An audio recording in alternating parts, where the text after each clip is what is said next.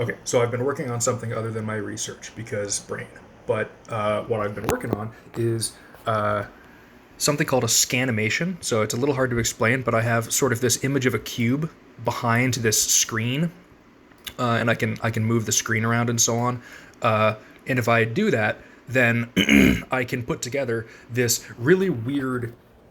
Over there, I can stitch all of those kind of cutouts of angles of cubes together into this crazy looking shape, but essentially each one of those images is independently stored somewhere on this sheet, only using sort of the exposure of a grid like this, only exposing some of those locations at a time. So by carefully putting all this together, which I did in PowerPoint, you can do something like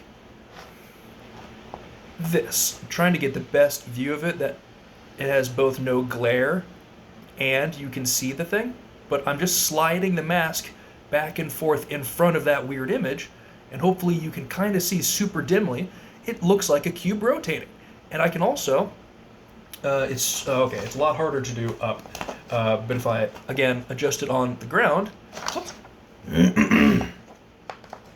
so hard to get all of this lined up. But if I move it this way, then I'm rotating the cube the other way. And I can start anywhere and I can go anywhere. So this is essentially an analog hologram. Now, it's not based on perspective. For that, I would have to be able to just tilt my head and be able to facilitate this. And there's a way to kind of do that if I have them spaced apart, because then the angle that the camera makes to it will kind of make it look like it's rotating. But I've actually done the math, and it's not really possible to have the same kind of perspective shift in your head motion and the number of slices to your animation.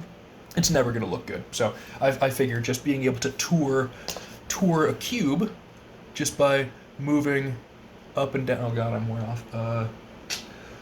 The holes are so small that if your mask is tilted ever so slightly, it's not going to look right. Oh, that's a good angle, right? So I can rotate that way, and I can rotate that way, and I can sort of start anywhere and start rotating in the other direction from anywhere.